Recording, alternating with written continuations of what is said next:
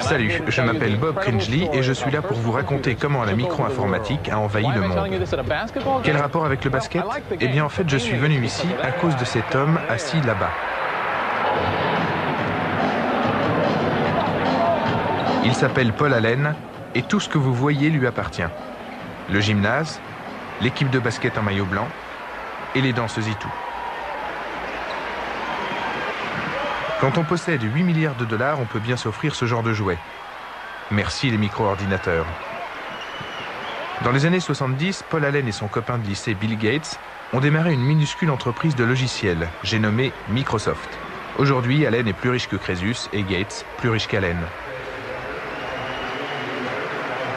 Il y a 20 ans, des jeunes gens comme Gates et Allen ont inventé l'informatique individuelle qui, incroyable mais vrai, n'existait pas à l'époque. Aujourd'hui, la micro-informatique se situe au 3e rang mondial des secteurs les plus rentables, après le pétrole et la drogue. Mais le plus incroyable, c'est que tout a commencé par hasard, parce qu'une poignée de bidouilleurs cinglés d'informatique voulaient épater leurs amis.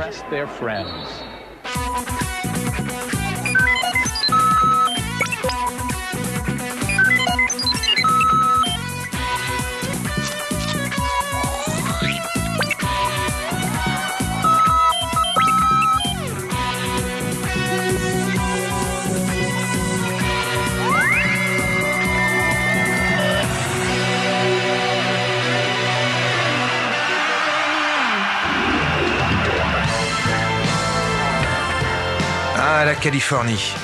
Le soleil, le rock, les voitures décapotables et la Silicon Valley, berceau de la révolution micro-informatique qui a bouleversé notre façon de vivre, de travailler, de communiquer et d'amasser des fortunes.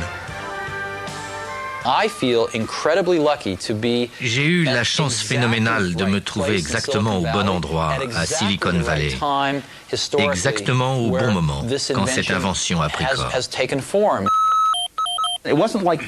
On ne s'imaginait pas qu'on irait loin. On l'a fait pour s'amuser, même si on allait sûrement perdre de l'argent, et pour se vanter d'avoir créé une entreprise. On était sûr de rien. On espérait seulement avoir vu juste, que les PC allaient avoir du succès. Quand je pense à la façon dont les ordinateurs individuels se sont intégrés dans le tissu de la vie quotidienne, je me dis que nous avons surfé sur la vague. Et quelle déferlante. Les pionniers de la révolution micro sont pour la plupart natifs comme moi de Silicon Valley, au sud de San Francisco. Ils ont grandi ici, souvent dans des maisons cossues, à l'ombre des entreprises d'électronique auxquelles la vallée doit son nom.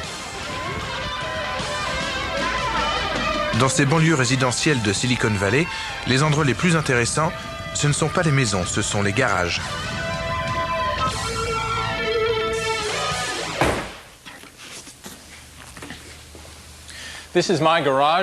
Voici mon garage et voilà mon bric-à-brac.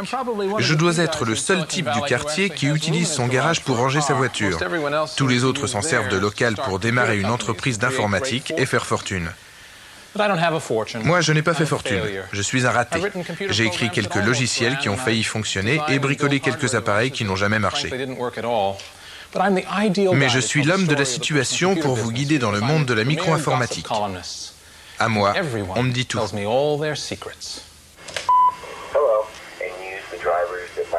Là, c'est chez moi. Excusez le désordre. C'est ici que je concocte ma chronique de potin pour une revue d'informatique. Les industries en changement constant comme l'industrie micro vivent de rumeurs et de potins.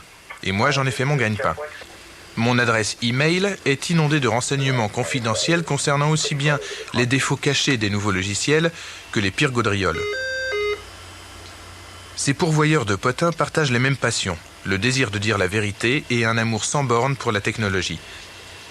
Ce sont ces cinglés d'informatique qui ont nourri de leur ferveur la révolution micro. Les comprendre, eux, c'est commencer à comprendre cette révolution. Et s'il y a un endroit au monde où on est sûr de rencontrer, c'est au Weird Stuff Warehouse, la boutique de bizarreries électroniques la plus courue de la côte ouest. Les fêlés des circuits. Chaque génération en produit son lot. Pendant que leurs camarades de classe jouent au baseball, ces informaticiens en herbe dénichent le circuit intégré de leurs rêves. You know, I'm interested in electronics and technologies and a hobby since I started when I was like 6 6 or 7, you know. How old are you now, Edwin? 10 right now. Les ordinateurs, c'est un hobby de garçon. L'obsession de spécimens bien particuliers qui préfèrent se colter avec un boîtier électronique plutôt qu'avec un monde plein de gens imprévisibles.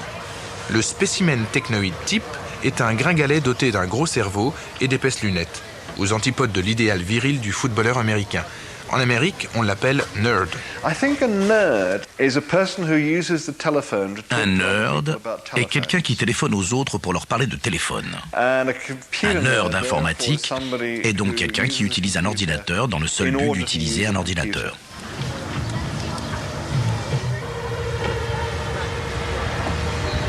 What do your friends think of you? Boy, he's a nerd. Yeah. But I don't mind. I'm used to being called a nerd. Can't have other people stop your dreams. Eh oui, à Silicon Valley, les petits garçons rêvent de devenir des jeunes hommes comme celui-ci. Graham Spencer est programmeur. Avec 5 copains d'université, il a fondé Architect, une entreprise de logiciels. Et pourquoi ces jeunes gens ont-ils décidé de monter une boîte ensemble? Pour la seule raison qu'ils s'aiment bien. Ça se passe comme ça à Silicon Valley. Et c'est aussi comme ça qu'Apple et Microsoft ont démarré. Comme les fondateurs de ces entreprises pionnières à leur époque, ceux d'Architect partagent un rêve technologique. De leur hobby d'enfant, ils ont fait leur profession. Et ils ont spontanément adopté la culture d'entreprise propre au secteur micro. Règle numéro 1, oubliez les horaires de bureau trop contraignants. Dans cette industrie, vous pouvez effectuer vos 100 heures de travail par semaine quand ça vous chante. On programmait pendant 2 jours d'affilée. De temps en temps, on était 4 ou 5, on sautait dans nos voitures et on fonçait au restaurant. À table, on parlait travail. Et il m'arrivait d'être tellement absorbé par la discussion que j'en oubliais de manger. Mais bon, on était une bande de copains. C'était le bon temps.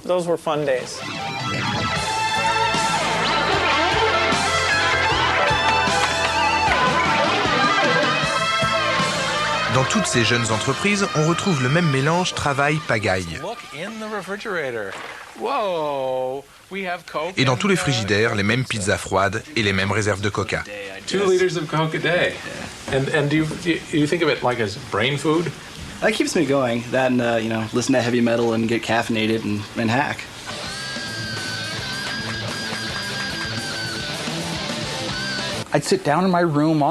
Je passais mon temps assis par terre, les plans de l'ordinateur éparpillés tout autour. Je me couchais toujours très tard et j'avalais des litres de coca. Ça faisait partie de cette vie.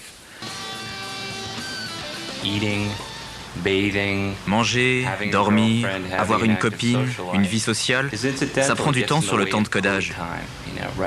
Rédiger du code, c'est la force motrice de notre vie. Toute interruption est ressentie comme du gaspillage. Mais qu'est-ce que la logique interne d'un ordinateur peut bien avoir de si séduisant? C'est simple, cette logique est logique. Contrairement à d'autres choses qui demeurent à jamais mystérieuses, comme par exemple la façon de raisonner des filles. Et maintenant, cours de rattrapage en informatique élémentaire, leçon numéro 1. Toutes ces armoires composent une seule machine, un ordinateur grand système. Dans le temps, tous les ordinateurs avaient cette taille et étaient surveillés par des ingénieurs en blouse blanche. Que ce soit mon portable personnel ou ce géant accessible à 2000 utilisateurs, tous les ordinateurs fonctionnent de la même façon. Ils traitent des données numériques. Si une information peut être numérisée, un ordinateur saura la manipuler. Par contre, il ne comprend rien au domaine des sentiments.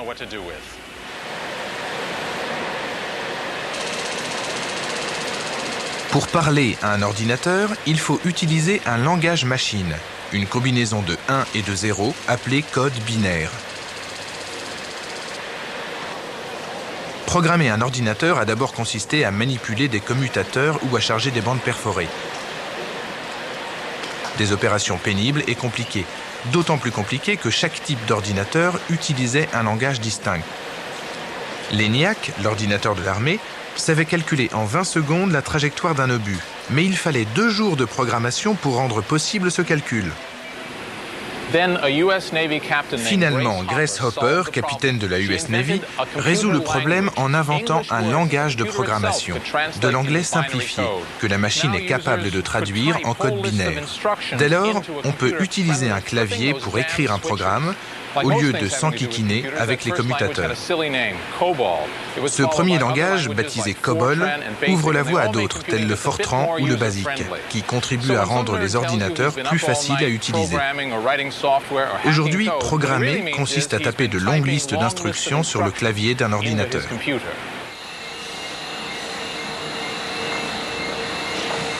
Avant la révolution micro, le grand public ne voyait jamais d'ordinateur.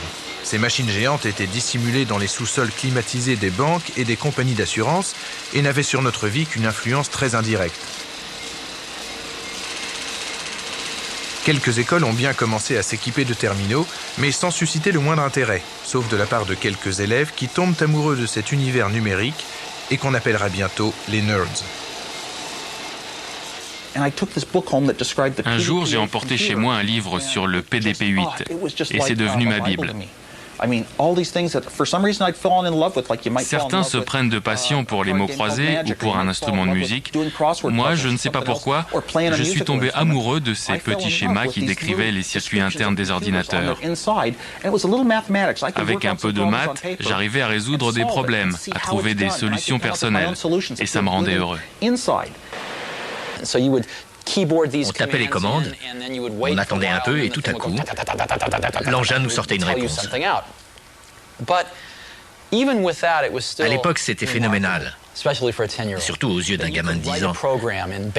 Il suffisait d'écrire un programme en langage basique ou Fortran, et cette machine était capable de s'approprier notre idée et, d'une certaine façon, de l'exécuter.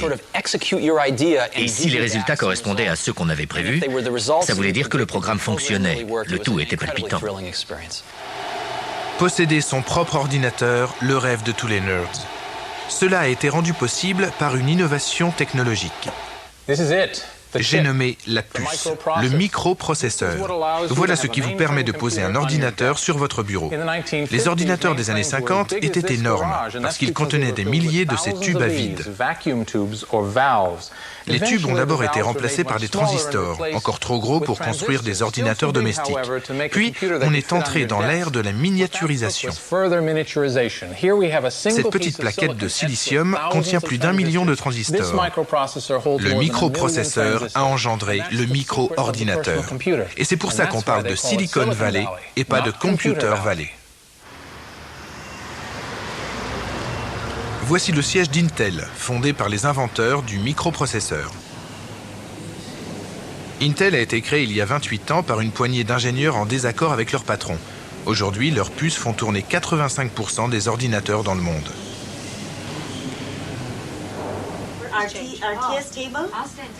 En même temps que la puce, Intel a inventé la culture informelle d'entreprise, toujours en vigueur à Silicon Valley. Pas de parking réservé, OK Bob au lieu de oui monsieur le directeur, et pas de bureau, seulement des box. Voilà le box du président. Gordon Moore est l'un des fondateurs d'Intel. Sa fortune dépasse les 3 milliards de dollars. Moi, si j'étais aussi riche, j'aurais un bureau, ou au moins une porte. Dans notre secteur, les gens qui comptent sont ceux qui comprennent ce qui bouge. Et ce ne sont pas forcément les dirigeants.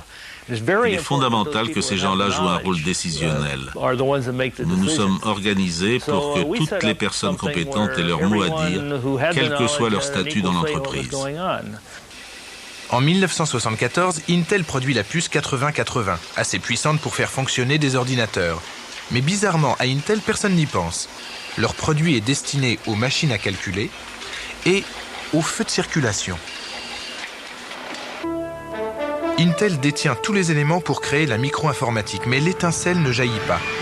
Heureusement, elle s'allumera ailleurs. En janvier 1975, la couverture d'une revue annonce la naissance du premier micro-ordinateur, baptisé Altair 8800. C'est l'idée saugrenue d'un ancien officier de l'armée de l'air, Ed Roberts. Aujourd'hui, je me rends compte que c'était un projet mégalomaniaque. Si je devais le refaire maintenant, je renoncerais d'avance parce que je verrais tout de suite que c'est impossible. Mais à l'époque, on était jeunes et sans expérience. On ne savait pas qu'on ne pouvait pas le faire. En 1995, on a organisé une exposition pour célébrer le 20e anniversaire du célèbre Altaïr. Ed Roberts rappelle modestement qu'il a construit cet ordinateur pour la seule raison qu'il rêvait d'en posséder un lui-même. On était quelques-uns à mourir d'envie d'utiliser les ordinateurs. À l'époque, on n'en trouvait que dans les grandes compagnies. Il fallait obtenir une autorisation pour s'en approcher. En fait, personne n'y avait accès. Rien que l'idée qu'on pouvait avoir un ordinateur et l'utiliser comme on le voulait, c'était génial.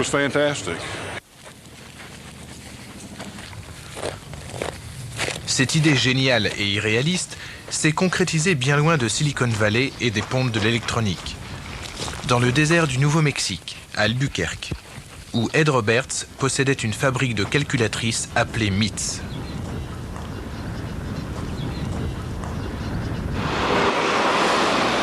En 1974, MITS est au bord de la faillite. Je suis allé voir ma banque.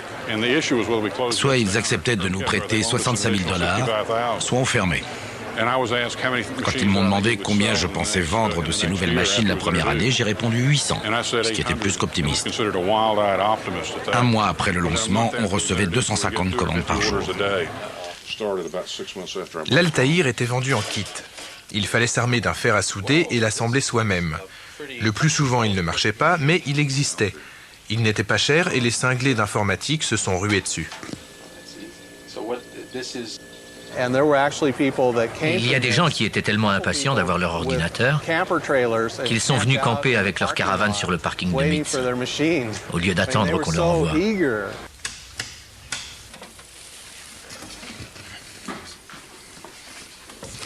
This is an Altair computer, the first personal computer. Moi aussi j'ai un Altaïr, et pas n'importe lequel. La deuxième machine fabriquée.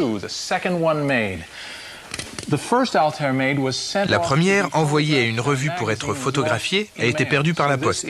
Cette boîte est donc le plus ancien ordinateur individuel au monde.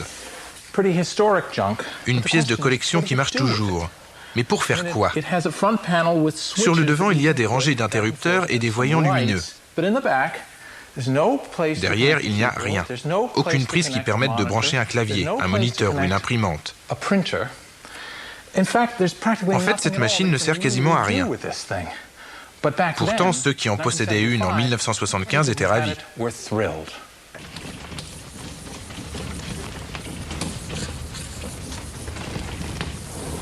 Très vite, les amateurs d'informatique forment des clubs pour parler de leurs nouveaux jouets. Celui de Silicon Valley, le Homebrew Computer Club, se réunissait dans une joyeuse pagaille tous les mercredis soirs sous la houlette du président Lee Felsenstein, qui faisait semblant de prendre son mandat au sérieux. J'ouvrais la séance en faisant un bruit infernal. C'était le seul moyen d'attirer l'attention dans ce chahut.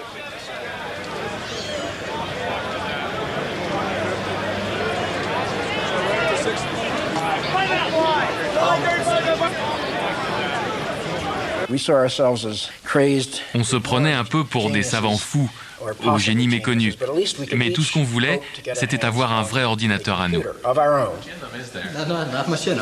Roger Mellen et Harry Garland, tous deux propriétaires d'un Altaïr, avaient rejoint le club parce qu'ils se demandaient ce qu'on pouvait bien tirer d'un bidule aussi inutile. Au club, tout le monde était d'accord. Avec l'Altaïr, on tenait une solution. Il fallait trouver le problème. Programmer l'Altaïr était un vrai casse-tête. Pour lui faire exécuter une opération aussi simple que 2 + 2, il fallait d'abord manipuler 9 interrupteurs différents pour rentrer chacun des chiffres. Ajouter le signe plus, de nouveau 9 interrupteurs. Et si la troisième loupiote en partant de la gauche s'allumait, le résultat était 4. Eureka! À force d'expérimenter et de bidouiller, les membres du club finissent par faire quelques trouvailles qui leur ont laissé de bons souvenirs. Steve Dampier était dans son coin en train de rentrer un long programme. Quelqu'un s'est pris les pieds dans les fils et a débranché l'appareil. Steve a dû recommencer à zéro. On se demandait ce qu'il trafiquait et pourquoi il se donnait tant de mal pour voir clignoter quelques loupiottes. On posait un poste de radio à côté de l'Altaïr et il se mettait à jouer de la musique. Tout à coup, on a entendu The Fool on the Hill. C'était un son de boîte de conserve qui sortait de la radio, mais qui, c'était évident, était provoqué par des impulsions de l'ordinateur. Tout le monde s'est levé en applaudissant. J'ai proposé de décerner à Steve le prix de la grande cruche percée pour avoir trouvé un usage à un bidule inutile, mais je parie que personne ne m'a entendu. C'était très excitant. La première chose que l'Altaïr ait vraiment faite.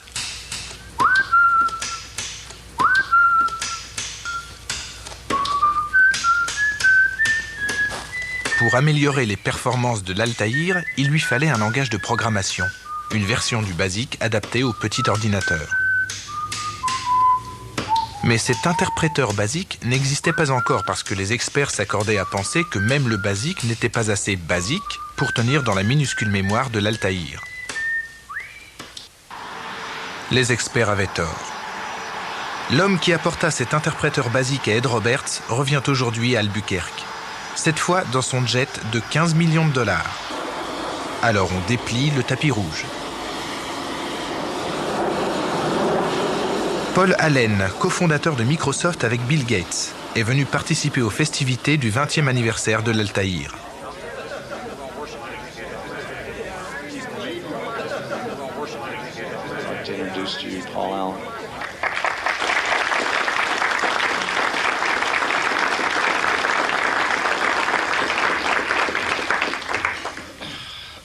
Thanks, David.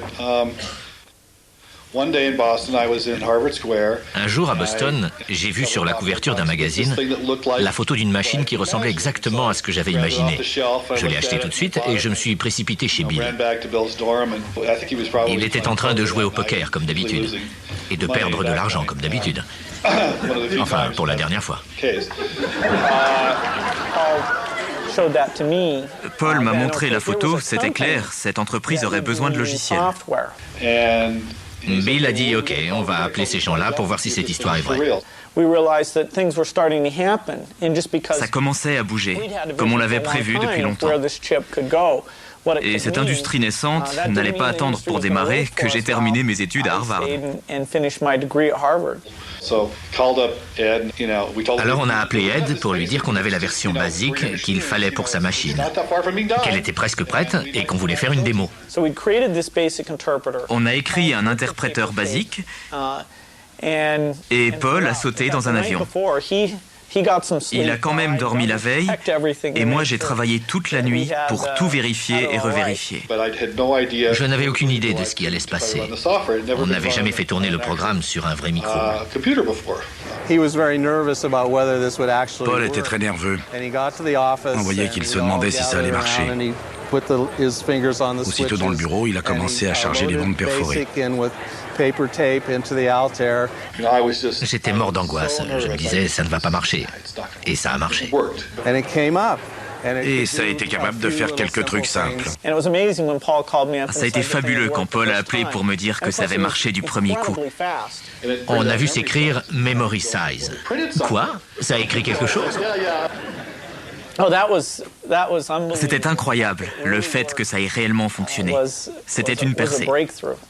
Peut-être que Microsoft n'existerait pas si cet écran ne s'était pas animé. Tout pourrait être différent aujourd'hui.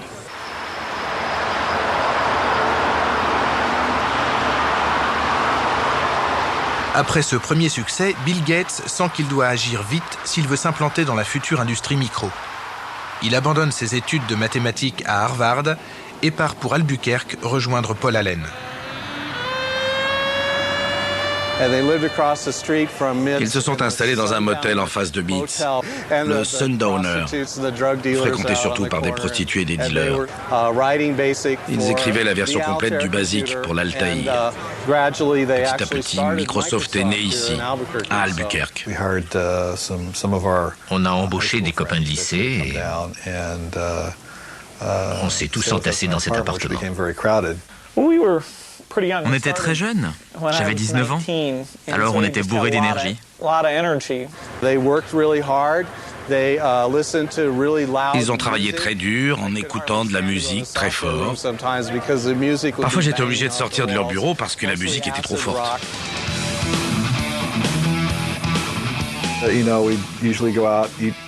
On sortait seulement pour aller à la pizzeria et voir des films d'action. Ils travaillaient toute la nuit. Parfois j'arrivais le matin et je trouvais Bill qui dormait par terre. Je connais encore le code source par cœur. On faisait notre travail avec amour. On peaufinait tous les détails. Et ce perfectionnisme a payé.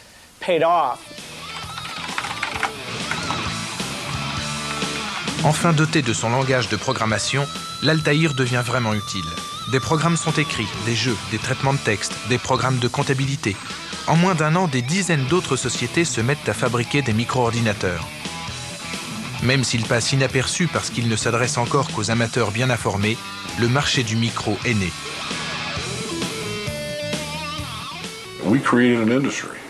Nous avons créé une industrie entière et personne ne nous en accorde le mérite. Rien n'existait, logiciel, matériel. Il n'y avait rien de structuré. C'était une époque passionnante. On a organisé la première convention d'utilisateurs où on discutait de ce qui les intéressait.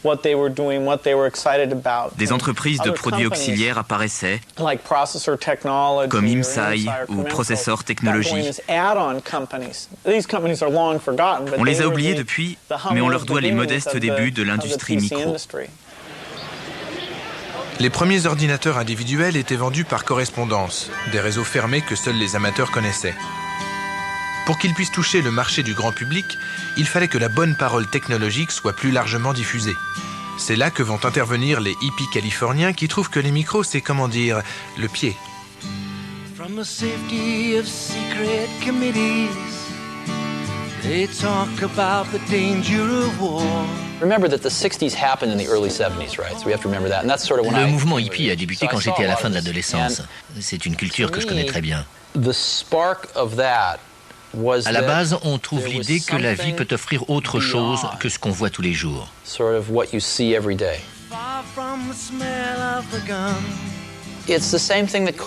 la même idée qui pousse les gens à vouloir devenir poètes au lieu de banquiers. Je trouve ça merveilleux. J'ai la certitude qu'on peut intégrer cet état d'esprit dans des produits fabriqués en usine et que les gens sentent la différence.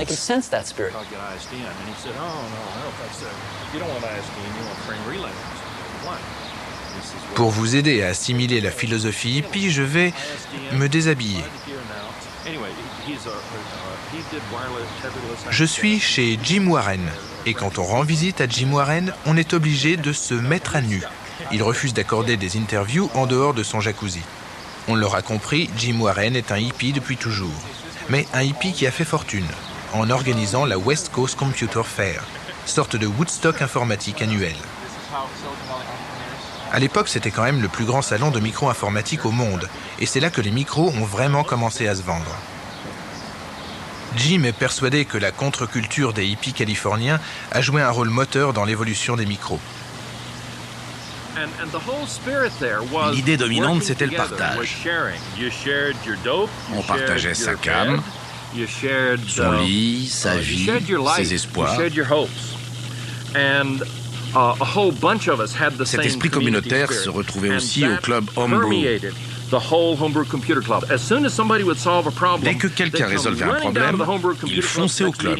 Et pendant la réunion, c'était du genre « Vous savez ce problème qu'on n'arrivait pas à résoudre? J'ai trouvé la solution. Je suis pas un type génial ?» Je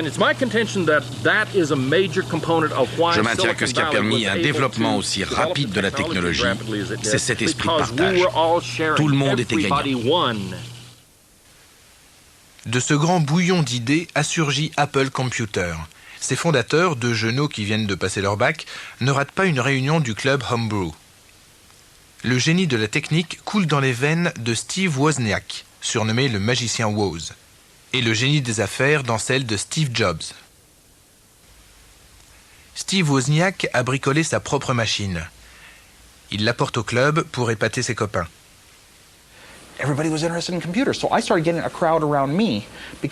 J'étais trop timide pour prendre la parole pendant les réunions. Mais après, les gens venaient voir l'ordinateur que j'avais construit. Chaque semaine, je l'améliorais un peu. Je les laissais se servir du clavier et je leur expliquais comment ça marchait.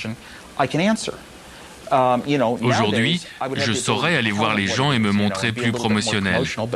Mais à l'époque, je ne savais que répondre à des questions précises.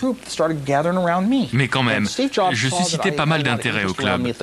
Steve l'a remarqué et m'a dit « On va monter une société pour vendre ce machin ». Il a trouvé le nom d'Apple et voilà comment tout a commencé.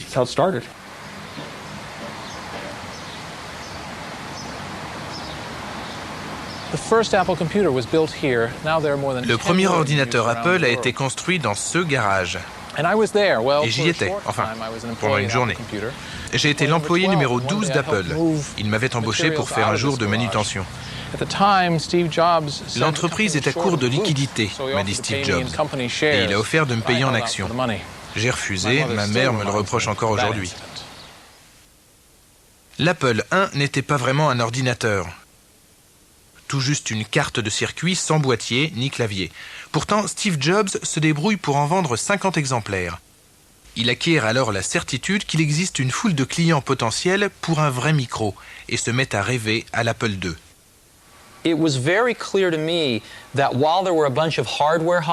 Il y avait d'évidence un certain nombre d'amateurs d'informatique capables d'assembler eux-mêmes un ordinateur à partir de notre carte. Mais il était évident que pour chacun de ceux-là, il en existait 1000 autres qui ne savaient pas bricoler du matériel, mais qui désiraient ardemment créer et utiliser des programmes, comme moi quand j'avais 10 ans. Mon rêve pour l'Apple II, c'était de commercialiser le premier ordinateur pratique à utiliser. À l'époque, c'est infaisable. Trop cher et trop compliqué à fabriquer, parce que nécessitant trop de puces. Mais Woz le magicien ne sait pas ce que veut dire infaisable. Je me suis dit, pourquoi l'ordinateur et le moniteur devraient-ils avoir chacun leur mémoire? Ils n'ont qu'à partager la même. Ça faisait des puces en moins. Et je me suis plongé dans les manuels et j'ai déniché une puce qui faisait le même travail que 5 autres. Comme ça, petit à petit, j'ai réduit le nombre de puces. Résultat, génial, un ordinateur avec écran couleur sur lequel on pouvait programmer des jeux ou tout ce qu'on voulait. C'était la machine dont j'avais toujours rêvé pour moi-même. Et Steve m'a dit, je crois qu'on va pouvoir en vendre 1 millier par mois. 1 millier, c'était complètement invraisemblable. Mais pour lancer la fabrication, il nous fallait quelques centaines de milliers de dollars. Pour nous, c'était une somme énorme. On n'avait pour ainsi dire rien sur notre compte en banque. Alors je suis parti à la chasse aux capitaux. À 19 ans, Steve Jobs relève le défi. Il faut convaincre des financiers qui investissent dans les activités de pointe. Il rencontre Arthur Rock, l'inventeur du financement de l'innovation et un des fondateurs d'Intel. Il portait des sandales et avait les cheveux longs, très longs, barbe et moustache aussi. Mais il s'exprimait remarquablement. La première fois qu'il est venu me voir, il était dans une période où il avait décidé de ne manger que des fruits. Malgré le côté hors norme du jeune entrepreneur, Arthur Rock se lance dans l'aventure. Il accorde les fonds nécessaires pour faire fabriquer 1000 Apple II dans une usine de Silicon Valley.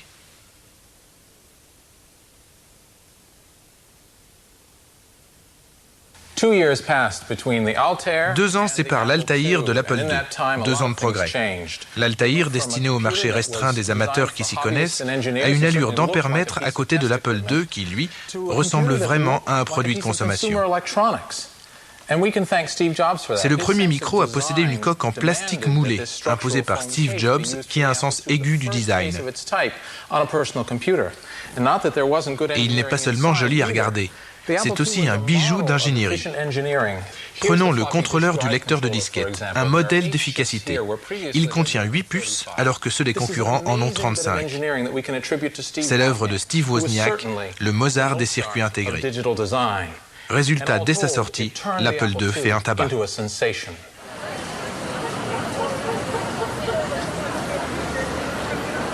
Le lancement a lieu en 1978 au Salon de l'informatique organisé par Jim Warren. Parmi les dizaines d'exposants, une seule compagnie propose une machine qui ressemble réellement à un micro-ordinateur moderne et non à un kit de bidouilleur.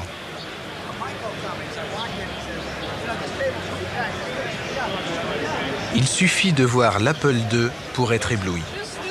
Et comme Steve Jobs s'est débrouillé pour obtenir le meilleur emplacement du salon, tout le monde le voit.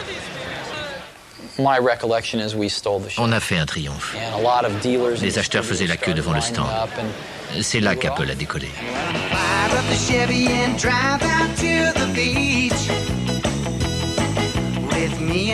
Pendant les 2 années suivantes, Apple connaît une croissance explosive.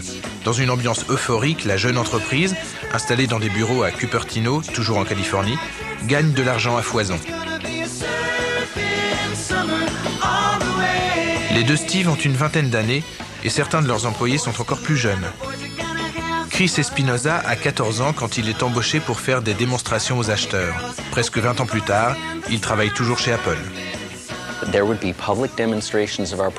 On faisait les démonstrations le mardi et le jeudi après-midi, après l'école.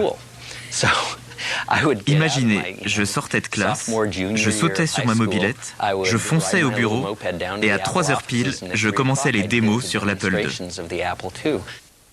Au bureau, on n'arrêtait pas de trafiquer les téléphones pour se faire des blagues. Pendant 1 an ou 2, il n'y a eu personne à Apple pour se prendre au sérieux. On avait la chance de vendre le produit à la mode. Des années plus tard, il m'est arrivé de rencontrer des clients de cette époque. Et ils me racontaient comment ils avaient décidé de démarrer une chaîne de magasins après avoir assisté à une de mes démos du mardi après-midi. Ça marchait tellement bien que Steve et moi, nous aurions pu nous arrêter de travailler si on avait voulu. Une telle réussite, vraiment, je ne m'y attendais pas. L'Apple II devient le modèle du micro. Des entreprises rivales surgissent un peu partout, flairant la bonne affaire. Mais le marché du micro est toujours limité au marché des amateurs, des barbus qui trouvent qu'un micro fait merveille pour contrôler un réseau de trains électriques.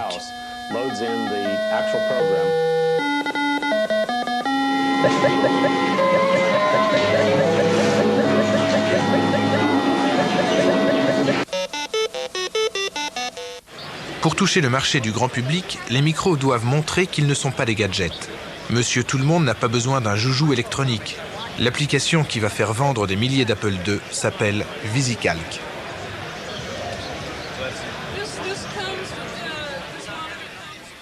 C'est le premier tableur. L'œuvre commune d'un étudiant de l'école de gestion d'Harvard, Dan Bricklin, et d'un programmeur, Bob Frankston. Un tableur, c'est une feuille de calcul électronique. L'idée germe dans le cerveau de Dan Bricklin pendant un cours de planification financière. À l'époque, les feuilles de calcul sont des tableaux noirs remplis de chiffres en ligne et en colonnes.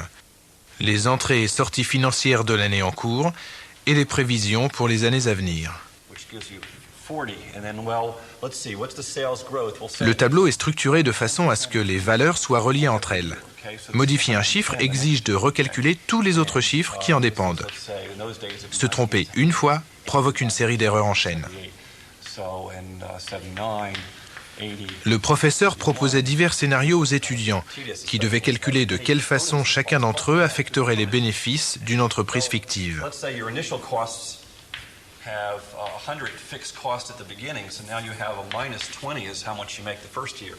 Ces exercices étaient très laborieux pour Dan Bricklin qui n'était pas très fort en calcul mental. Et il rêvait d'un ordinateur qui viendrait remplacer toutes ces opérations manuelles très ennuyeuses. J'ai imaginé un tableau magique qui fonctionnerait comme un traitement de texte. Quand on change un mot, il repagine automatiquement. L'idée du tableur, c'est que quand on change un chiffre, il recalcule automatiquement toutes les valeurs qui en dépendent. Pour gagner du temps, Dan Bricklin demande à son ami Bob Frankston de l'aider. Ils se partagent la tâche. Dan analyse et peaufine le concept. Bob rédige les lignes de code. En quelques mois, le travail est bouclé. Bon, je vais remplacer 100 par 4321. Ça y est, c'est recalculé. Quel temps gagné. Tous ceux qui le voyaient l'achetaient. Je me souviens de l'avoir montré à un comptable près d'ici. Il s'est mis à trembler. Ce qui me prend des journées, je pourrais le faire en 1 heure. Les gens brandissaient frénétiquement leur carte de crédit. Quand je revois ces gens maintenant, ils me disent « Vous avez changé ma vie. Faire de la compta est devenu amusant. » Personne ne savait ce qu'était un tableur. J'ai choisi le nom VisiCalc parce qu'il faisait bien passer l'idée d'un calcul immédiatement visible. VisiCalc est commercialisé en octobre 79. Prix de vente, $100. Au début, on ne peut le trouver que dans une seule boutique, celle de Marv Goldschmidt. VisiCalc a permis aux gens obsédés par les chiffres, que ce soit pour leur travail ou dans leur vie privée, de connaître le montant de leurs avoirs, de savoir s'ils respectaient leur budget, etc. Ça leur a permis de faire des prévisions pour l'avenir. Ça leur a permis de mieux contrôler une autre dimension, celle des chiffres.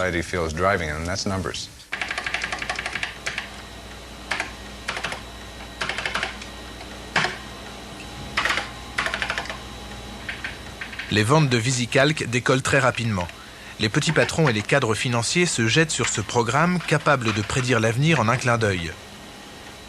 Et par la même occasion, ils se jettent sur l'ordinateur pour lequel VisiCalc a été conçu, l'Apple II.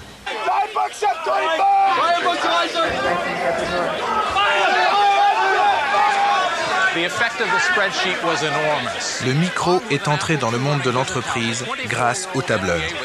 Un outil performant, convaincant, très vite indispensable. C'était l'outil des années 80, la décennie qui commençait. Décennie de l'argent roi, où la cupidité devenait vertu.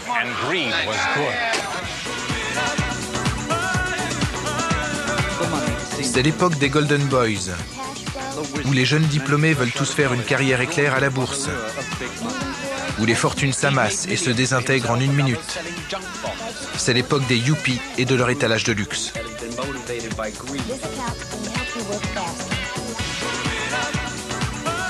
En l'espace de 5 ans, le jouet de 1975 s'est hissé au rang de technologie capable de faire évoluer notre société. Le tandem Apple II VisiCalc a lancé la révolution micro. Tout le monde était emballé par ce qu'on faisait. Comme pour Internet aujourd'hui, les médias en parlaient tout le temps. Chaque fois qu'on ouvrait un journal ou un hebdo, on tombait sur un article qui parlait de ces petits ordinateurs qui montent. Apple était la société phare. On nous décrivait comme les leaders d'une révolution. Et nous, on y croyait vraiment. On allait changer la vie des gens. Une réussite prodigieuse pour une entreprise née dans un garage seulement 3 ans plus tôt. Une réussite qui n'a pas souri à tous les pionniers de la micro. Dan Bricklin décida de ne pas breveter son idée de tableur. D'autres s'en emparèrent et il n'a touché aucun droit sur les millions de tableurs, autres que VisiCalc, vendus dans le monde depuis 1979. On peut peut-être regretter de ne pas avoir aussi bien réussi que d'autres. Ce serait agréable d'être multimilliardaire. Mais si on ne l'est pas, c'est en partie parce que ce n'était pas notre ambition.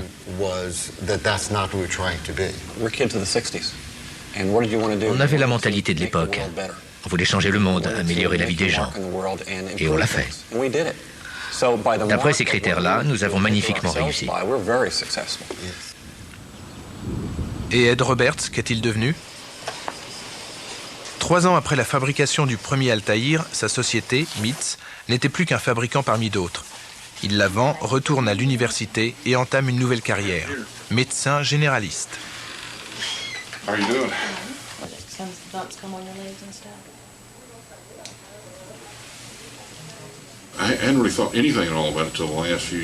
ne pensais plus à tout ça depuis des années, mais récemment des gens ont commencé à s'attribuer tout le mérite de ce que nous avons réalisé à MITS. C'est nous qui avons sué et travaillé, et ils essayent d'en récolter les lauriers, c'est frustrant. L'inventeur du premier micro-ordinateur n'a jamais fait fortune. Par contre, ceux qui ont su exploiter l'idée En 1980, Apple est introduite en bourse. Du jour au lendemain, ses fondateurs, actionnaires majoritaires, sont parachutés multimillionnaires. Je pesais $1 million à 23 ans, 10 millions à 24 et 100 millions à 25.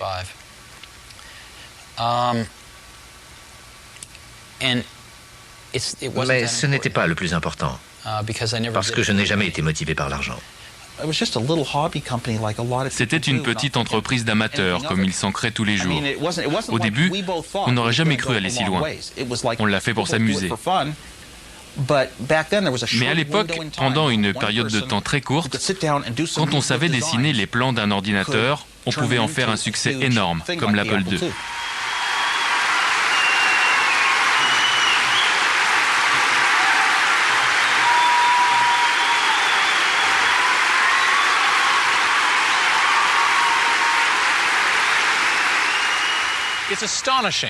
Rappelons-nous qu'au début 1975, c'est incroyable, personne ne possédait de micro-ordinateur. En l'espace de 5 ans, c'est un secteur industriel tout entier qui a émergé ici, à Silicon Valley. Un secteur qui pèse déjà plus d'1 milliard de dollars, créé par des adolescents qui ont fait de nous tous des nerds. La demande est énorme et les nouvelles entreprises poussent comme des champignons. En tant que champignon numéro 1, Apple s'est approprié 50% du marché. Mais le croque-mitaine n'est pas loin. Il existe une entreprise dont le nom est synonyme d'informatique. Une multinationale qui entend régner sans partage sur le marché des ordinateurs, gros ou petits. IBM va entrer dans la danse et bientôt faire trembler Silicon Valley.